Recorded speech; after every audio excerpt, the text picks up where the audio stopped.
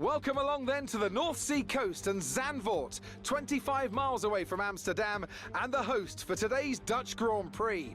It's a race the great Jim Clark won on 4 occasions, leading for an astonishing total of 370 laps. A lap of this short 2.6 mile Zandvoort circuit features 14 corners, 10 to the right and 4 to the left.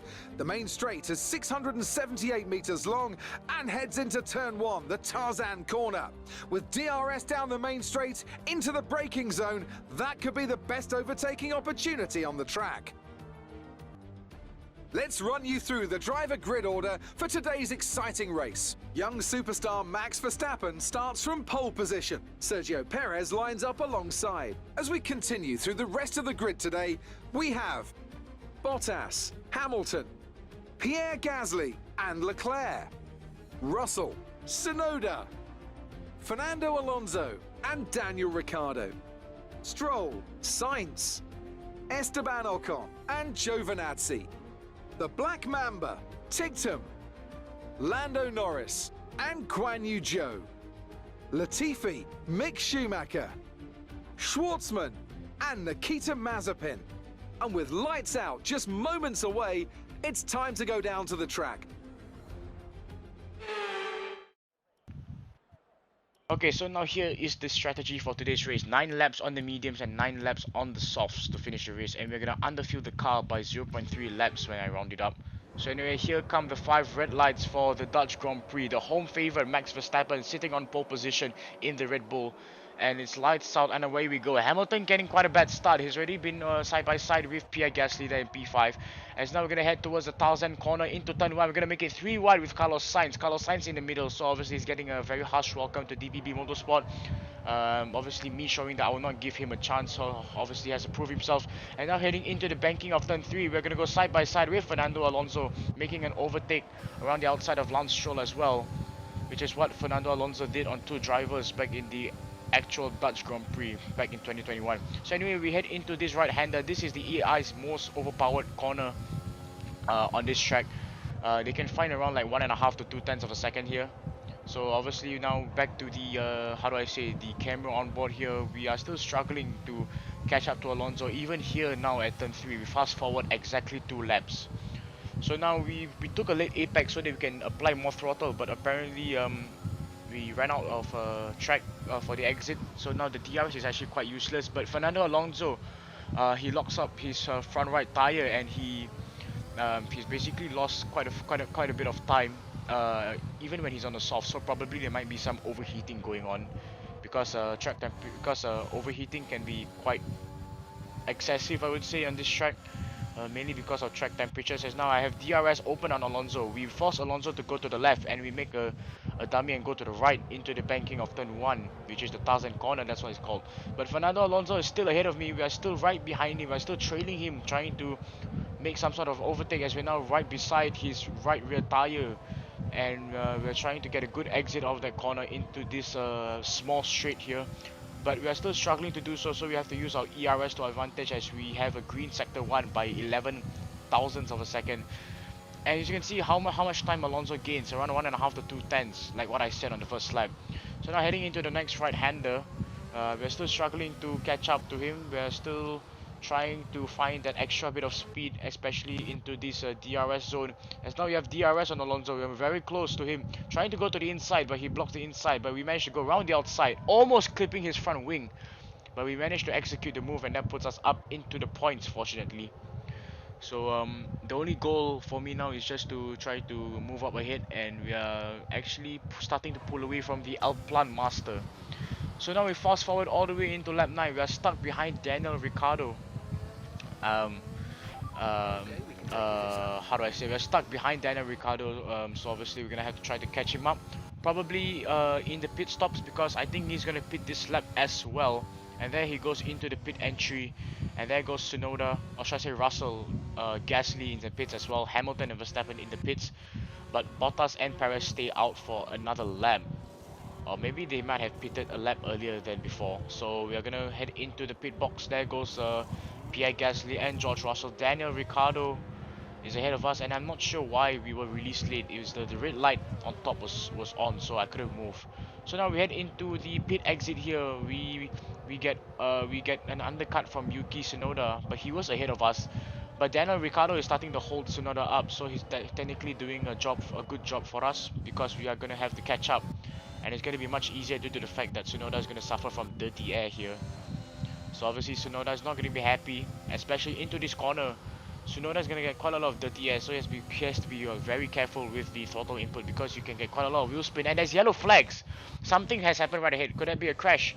Oh, is that Ocon? Is that Ocon going slowly? Yes, it is. It is Ocon. Oh, he has a component failure, and he has to DNF from the race. Ocon's going really slowly, and he's gonna have to retire, unfortunately. So that puts him out of the race. And we are gonna have one more position into the points. So definitely we're gonna be like P9 or P10 or something. So we're still struggling to catch up to Yuki Tsunoda. I mean, we already caught up to him. We're still struggling to overtake him. We're just gonna save the opportunity for the DRS zone in the main straight, and we are gaining quite a lot of speed here, getting a greater exit speed. Obviously using all the track, and the final banking is gonna go side by side. I'm gonna go around the outside into the banking of turn 1 in the Tarzan corner. We do go a bit wide though, but we managed to use the space on the exit to bring us closer to, how do I say, Ricciardo after making the overtake. So now we have DRS open on Daniel Ricciardo, but unfortunately the straight is not long enough. So we're gonna have to wait for the DRS zone on the main straight. Once we finish lap 12 here, heading into the final two right-handers. We're not really gaining that much time, probably like a few hundredths of a second. As now we have DRS open. This is our first opportunity to overtake him with our overtake button on. We are gonna make him go down the inside, and we are gonna go down the inside as well. We're gonna go side by side. We bang wheels into turn 1, but he didn't give me space, so I had to mount a lot of curb there. So now heading into turn 2. Turn 3, this is where the best opportunity comes out. We are trying to go apply the throttle first. We're gonna go for the switchback move. That's a beautiful switchback. It's gonna go side by side into the second straight. But Ricciardo does have the inside line, and remember, this is the AI's most overpowered corner here. So he manages to go ahead of us down the inside, which is obviously so unrealistic here. As we now head into the final two right-handers, I'm from quite a lot of understeer because my tires are overheating at this point. So we are gonna go quite a bit wide at the exit, and we are understeering quite a lot. It's like as if we have front wing damage. So we have DRS open. We're still trying to catch up to the Honey Badger, but we are still not able to get past him on this very short straight with DRS. So the next place where I can rely on is the main straight, which obviously again has a lot of DRS, and we do get quite a bit of oversteer, or should I say wheel spin there, as you saw me do a bit of correction there. So now Tsunoda with DRS open, obviously is still unable to catch up to me. So now fast forward all the way to lap 16, I'm still right behind the McLaren. I'm wasting quite a lot of time behind him. I should have been ahead of him right around now and battle George Russell up ahead. And I should be able to go past him mainly because I'm on the softs. But again, overheating, which causes understeer, so unfortunately that won't be the case. I'm using all the ERS and DRS that I have in the car. So now Daniel Ricciardo is going to go down the inside. We're going to force him to go down the inside. We're going to go for a dummy and try and go around the outside. And we're going to go side by side with him, but we're going to have the inside line, now the outside line heading into turn 2. We bang wheels with Daniel Ricciardo again, and he manages to stay ahead of us, trying to go around the outside at the banking of turn 3. We do go wide. Oh my goodness, this battle keeps going on and on and on and on and on and on towards the end of the race here.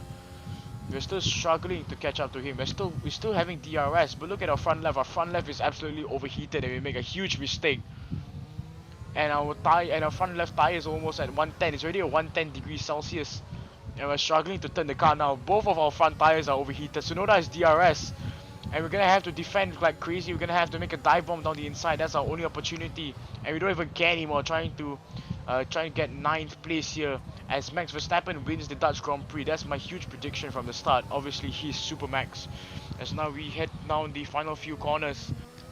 We could have got a P7 or P6 if we didn't stay behind Daniel Ricciardo for like 6-7 laps. But at least we get some points, and that's better than nothing. Okay, pick up rubber and bring it home.